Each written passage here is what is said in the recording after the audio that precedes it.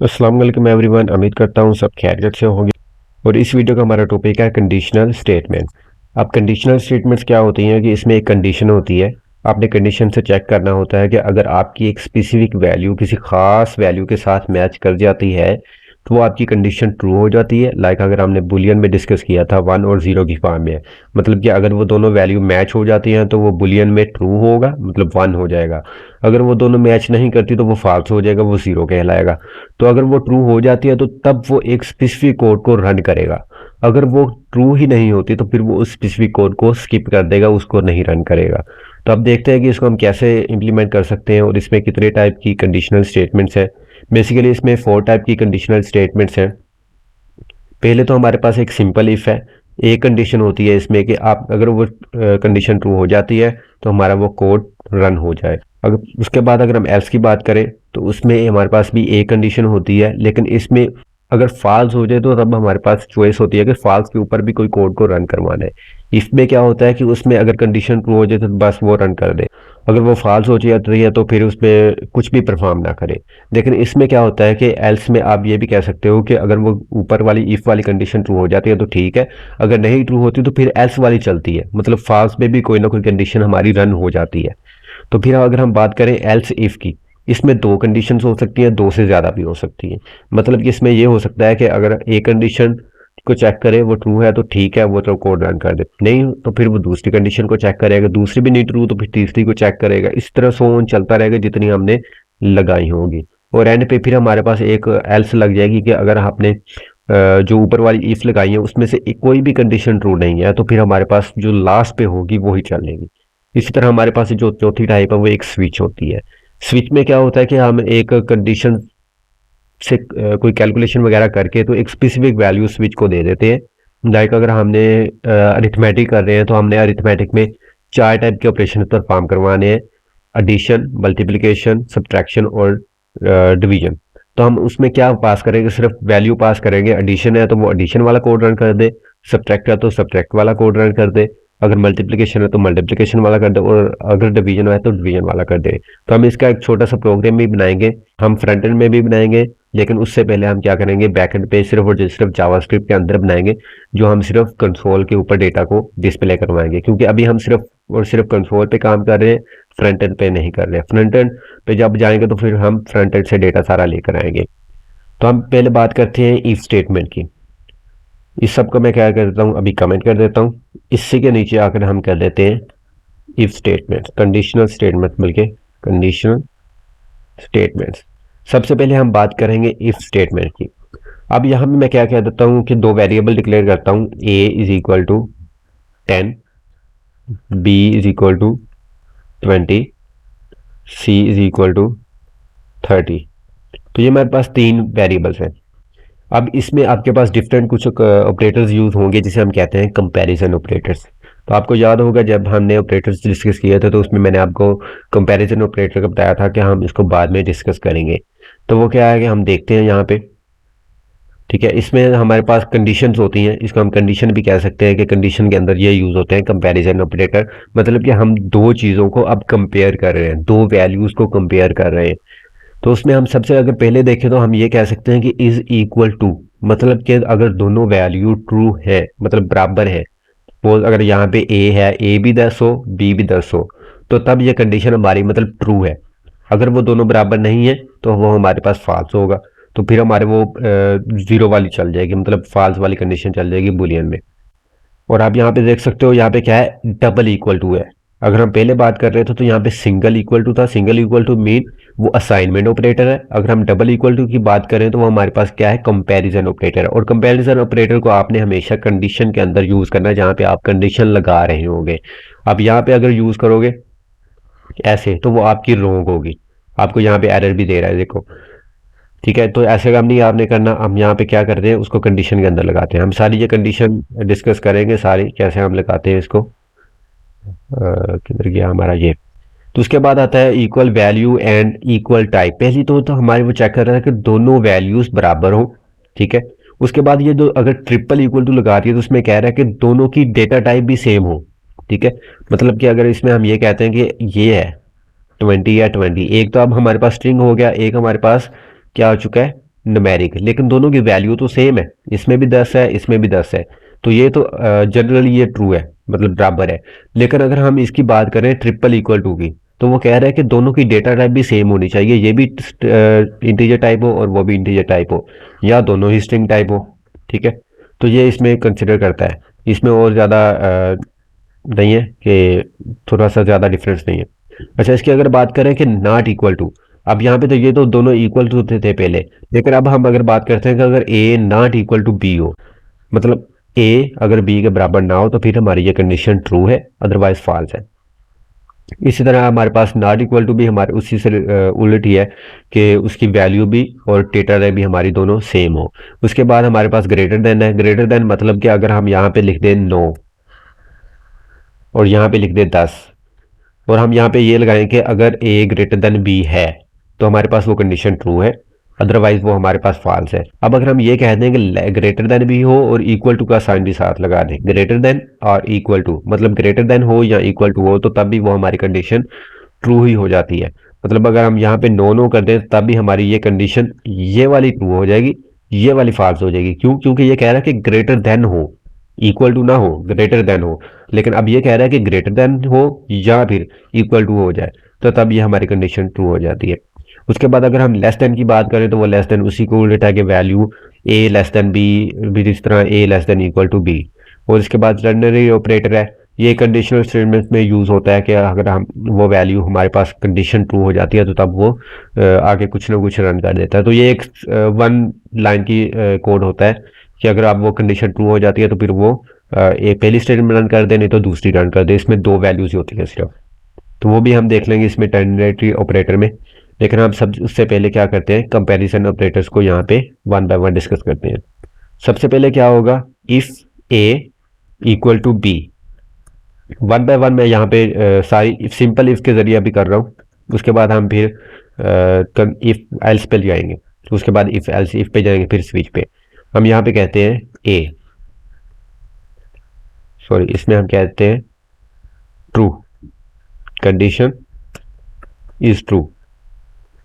तो हमारे पास क्या आ चुका है, अगर ए इक्वल टू बी है तब ये कंडीशन ट्रू हो जाए। तो हम देखते हैं हमारे पास ये रन होनी चाहिए। क्यों रन होनी चाहिए? क्योंकि हमारे पास दोनों वैल्यू ही सेम है। अगर अब मैं यहाँ पे 10 कर देता हूँ, तो हमारे पास क्या है, वो नहीं रन हो रही, मतलब ये वाला कोड रन नहीं हुआ। तो ये तो रन नहीं हुआ, लेकिन मैं इसकी बजाय अब ये चाहूँ कि उसकी जगह उसको मैसेज कोई शो हो जाए, कंडीशन तो ट्रू नहीं है। अब कंडीशन ट्रू नहीं है, तो फिर हम ये क्या यूज़ करेंगे, एल्स यूज़ करेंगे। मतलब अगर ये कंडीशन ट्रू हो जाती है, तो ये रन कर दे, नहीं तो ये रन कर दे। अब इसमें मैं कह दूंगा कंडीशन इज फॉल्स, तो यहाँ पे क्या हो जाएगा, हमारे पास कंडीशन इज फॉल्स आ जाएगी। अब अगर दोनों बराबर हैं, तो हमारे पास क्या होगा, ऊपर वाली रन हो जाएगी, नीचे वाली रन नहीं होगी। तो ये होता है कि इफ एल्स में एक कंडीशन होती है, उसके बाद एक एल्स होता है। अगर ये ट्रू हो जाती है, तो ये कोड रन करेगा, अदरवाइज ये कोड रन करेगा। अच्छा, अब इसमें एक चीज का ध्यान रखना है कि आपने कंडीशन लगाई, इसके एंड पे सेमीकोलन नहीं लगाना, उसके बाद आपने कर्ली ब्रेसेस का यूज करना है। अब इन कर्ली ब्रेसेस के अंदर जितनी भी लाइन का कोड होगा, वो सारा आपका रन हो जाएगा। लाइक अगर मैं इसको मल्टीपल टाइम्स लिख दूं, तो ये हमारे पास कितनी टाइम लाइन्स है, इसमें आपकी कंडीशंस के अंदर कैलकुलेशन भी हो सकती है, कुछ और भी हो सकता है, एनीथिंग यू कैन ऐड। सो अगर हम इसको रिफ्रेश करें, तो यहाँ पे हमारे पास क्या है, condition is true true true, बार बार वही प्रिंट हुआ आ रहा है। मतलब कितनी लाइनें हमने लिखी, 2 4 6 7, तो 7 लाइनें वो प्रिंट हो चुकी हैं।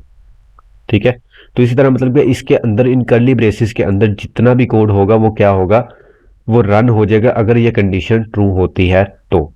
अब ये तो हमारी कंडीशन ट्रू है, लेकिन अब अगर मैं ये चाहूँ कि ये कंडीशन फॉल्स हो गई है, ठीक है, ये कंडीशन जो पहली है वो तो फॉल्स हो चुकी है, अब उसके मैं बाद ये चाहता हूँ कि वो फिर दोबारा एक और कंडीशन को टेस्ट करे। ये तो कंडीशन फॉल्स हो गई, अब मैं चाहूँ कि अगर ग्रेटर देन है तो फिर ग्रेटर देन आ जाए, अगर लेस देन है तो फिर लेस देन आ जाए। अब फिर क्या करेंगे, एल्स, एल्स के बाद स्पेस इफ लगाएंगे, मतलब इफ अगर ये कंडीशन ट्रू हो जाती है तो ठीक, नहीं तो फिर ये कंडीशन चेक करेगा। फिर हम यहाँ पे ये कह देंगे A greater than B, sorry greater than B, मतलब कि अगर ए ग्रेटर देन बी है, तो क्या होगा, कंडीशन इज ट्रू। हम यहाँ पे कह देते हैं ए ग्रेटर देन बी, ये कह देते हैं, यहाँ पे कह देंगे ए इज इक्वल टू बी। तो अब हमारे पास क्या हो चुका है, कुछ भी प्रिंट अभी नहीं हो रहा। क्यों नहीं हो रहा? क्योंकि हमारे पास ए स्मॉल है और बी हमारे पास बड़ा है। तो हम क्या करेंगे, हम यहाँ पे एक और कंडीशन लगा देते हैं, इसी को कॉपी पेस्ट करते हैं। हम ये कहते हैं कि अगर ए लेस देन है तो वो हमारे पास लेस देन वाला डिस्प्ले हो जाए। अब देखो दूसरी नहीं रन हुई, तीसरी अब रन होगी। क्यों होगी? क्योंकि हमारे पास अब ए लेस देन है बी से, तो हमारे पास ए लेस देन बी आ जाएगा। इसी तरह अगर हम ये चाहें कि यहाँ पे दोनों को इक्वल कर देते हैं, बल्कि इक्वल करने से हमारे पास क्या होगा कि वो पहली ही रन हो जाएगी। क्यों रन होगी? क्योंकि हमारे पास वो सबसे पहले वो कंडीशन आ रही है, तो मतलब कि जो पहले आएगी वो पहले रन हो जाएगी। अब अगर मैं ये कह दूं कि ग्रेटर देन या इक्वल टू, ग्रेटर देन या इक्वल टू, तो दोनों में से कोई भी हो जाए तो वो हमारा क्या होगा, इक्वल टू या ग्रेटर देन, ये पहली वाली कंडीशन हमारी ट्रू हो जाएगी। इसी तरह अगर आप लेस देन लगा दें तो तब भी हमारे पास क्या होगा, वो वाली रन हो जाएगी। अब अगर मैं पहली वैल्यू को और कम कर दूं, 6 कर दूं, तब भी हमारी पहली ही रन होगी। क्यों? क्योंकि हमारे पास पहली कंडीशन मैच हो चुकी है। हमारे मुताबिक तो ये वाली आनी चाहिए ना, लेकिन हमारे पास क्या है, पहली पे ही उसको मैच हो चुकी है, तो वो पहली ही वैल्यू को प्रिंट कर देगा। ठीक है, ये हमारे पास कंपैरिजन कुछ ऑपरेटर्स हो गए। उसके बाद अगर हम बात करें इसके अंदर एक और एल्स की, बल्कि यहाँ पे एक और करते हैं हम एल्स, मतलब कि अगर इन सब में से कोई भी नहीं होती तो फिर क्या हो।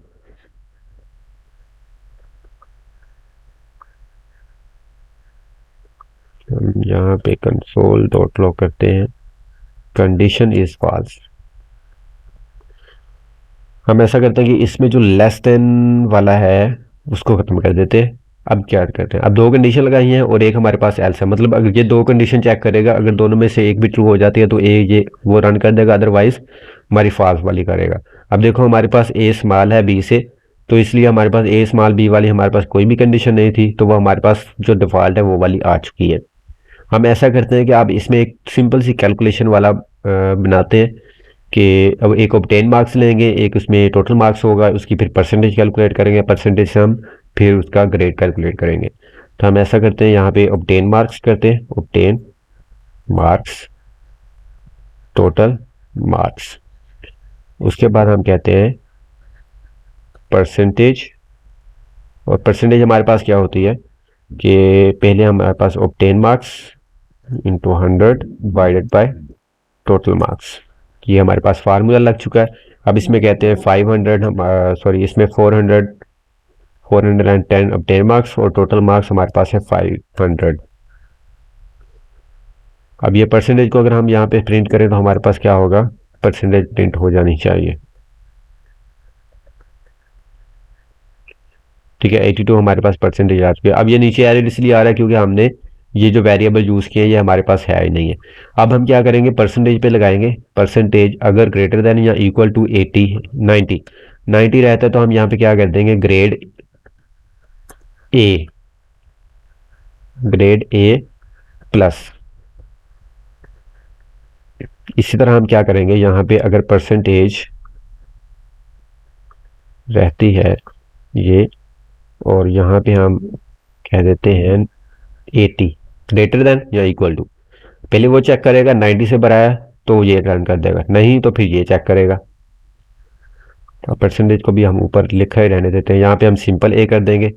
फिर हम क्या करेंगे, इन सबको कॉपी पेस्ट करते रहेंगे बार बार। यहाँ पे 70 आ जाएगा हमारे पास, यहाँ पे 70, यहाँ पे बी 60 सी, उसके बाद 50 डी और 40 ई। उसके बाद अगर इन 40 से भी कम हो जाए तो हम क्या करेंगे, ग्रेड एफ कर देंगे, सिंपल।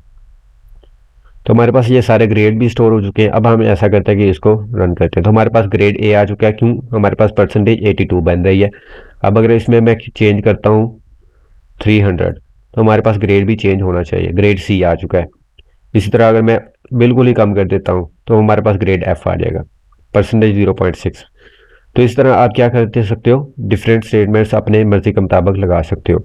अब अगर हम बात करें स्विच स्टेटमेंट की, स्विच स्टेटमेंट का भी ज़्यादा मुश्किल नहीं है। तो हम क्या करते हैं कि इसमें ना एक वैल्यू को स्टोर कर लेते हैं, ये जो ग्रेड हम ले रहे थे, ऐसा करते हैं हम इसको लैदा वेरिएबल में स्टोर करते हैं, ग्रेड एम्प्टी बाय डिफ़ॉल्ट, और यहाँ पे हम सिर्फ स्टोर करेंगे grade is equal to A plus,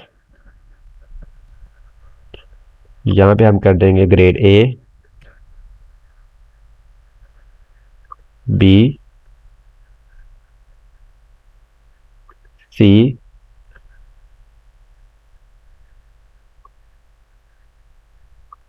D और ई और एफ। हमारे पास ये दो आ चुके हैं। लेकिन इससे पहले हम ऐसा करते हैं कि जो जो स्विच स्टेटमेंट है ना उसको वैसे ही प्रिंट करके देखते हैं। हमारे पास अभी सिर्फ परसेंटेज आ रहा है, तो हम अभी स्विच के स्ट्रक्चर को देखते हैं वो कैसे होता है।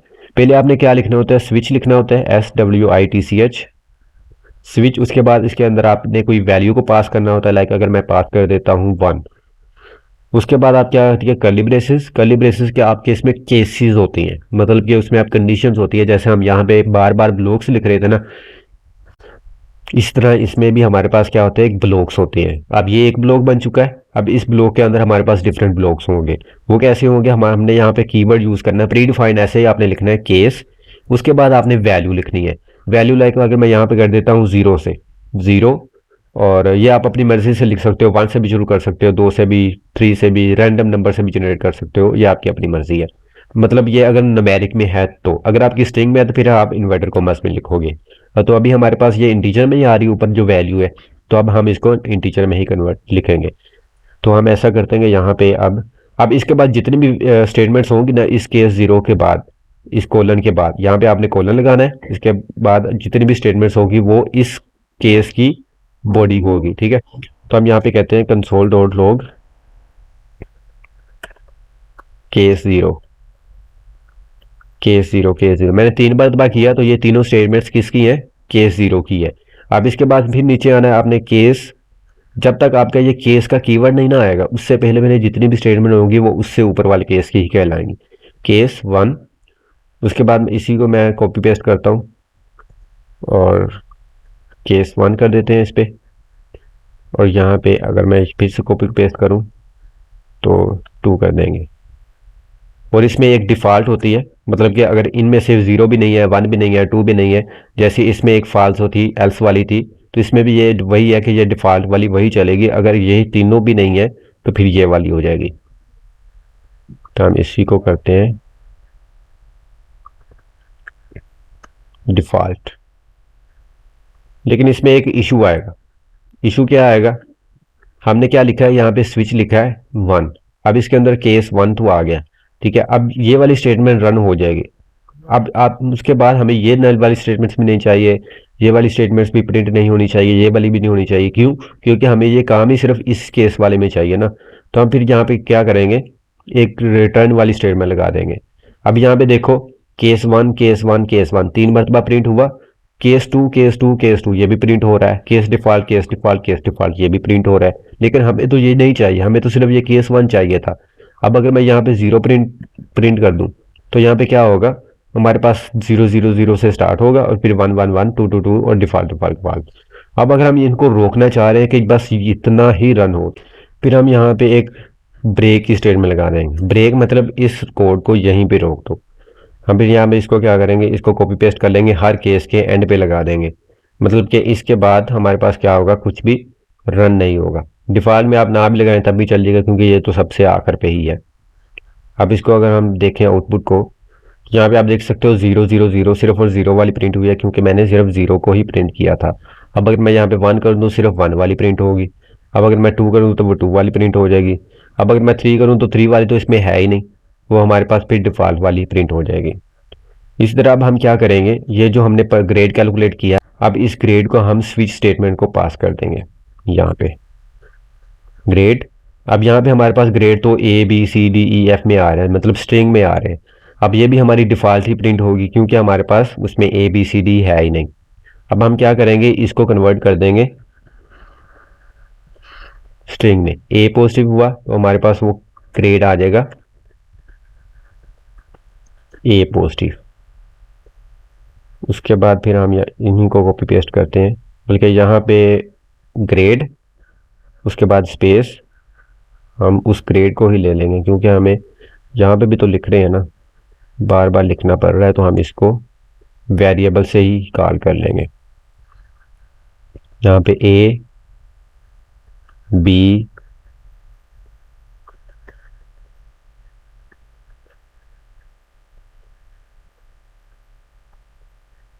इसको आप अलाइनमेंट अच्छे तरीके से कर सकते हैं जैसे मैंने अभी कर लिया, ताकि मेरे लिए इजी रहे पढ़ना।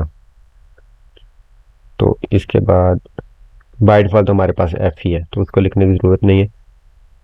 अब हम इसको देखते हैं हमारे पास क्या आता है। हम यहाँ पे लिख देते हैं ग्रेड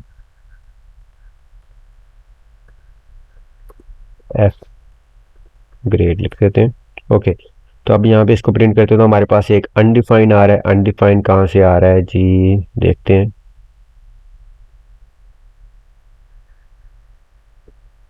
परसेंटेज कैलकुलेट हुई, उसके बाद हमारे पास ग्रेड आया। ग्रेड के अंदर हमारे पास कंसोल डॉट लाइन नंबर 91 पे हमारे पास क्या है जी, grade grade grade. Okay sorry, इसमें डॉट नहीं लगना था, हमारे पास ये मिस्टेक होगी, इसमें हमने प्लस लगाना था, प्लस ग्रेड। तो ग्रेड सी हमारे पास प्रिंट हो चुका है। इसी तरह अगर हम यहाँ पे वैल्यू को चेंज करें तो हमारे पास क्या होगा, उस हिसाब से लग जाएगा। Grade A 20, grade A. हम इसको थोड़ा सा बढ़ा देते हैं, 480 कर देते हैं, सॉरी 480। तो हमारे पास ग्रेड ए प्लस। अब इसमें हमारे पास चारों कंडीशनल स्टेटमेंट्स हो चुकी हैं। इफ एल्स भी हो चुकी है, इफ एल्स इफ भी हो चुकी है, उसके बाद हमारे पास स्विच स्टेटमेंट भी हो चुकी है कि हम इसमें वैल्यू को पास करते हैं, उसके मुताबिक हमारे जितने भी केसेस होंगे वो उसकी जो उसके अंदर जितनी भी स्टेटमेंट्स होगी वो रन हो जाएंगे। और इसमें आपने ब्रेक का लाजमी लगाना है, क्योंकि अगर आप ब्रेक नहीं लगाओगे तो फिर उसके बाद जितनी भी स्टेटमेंट होगी वो सारी आपको वो रन करके देता रहेगा। तो हमें वो सारी रन नहीं करवानी, हमने उसको ब्रेक करवा देना है एक केस को रन करवाने के बाद। तो जिस तरह मैंने अभी एक छोटा सा ग्रेड सिस्टम बनाया है, इसी तरह आप भी डिफरेंट एग्जांपल्स लेकर अपने मर्जी से वहाँ पे switch statement, if else if को यूज़ करके डिफरेंट ऑपरेशंस परफॉर्म करवा सकते हैं। तो इनकी प्रैक्टिस लाजमी करें। मिलते हैं नेक्स्ट वीडियो में, तब तक के लिए अल्लाह हाफिज़।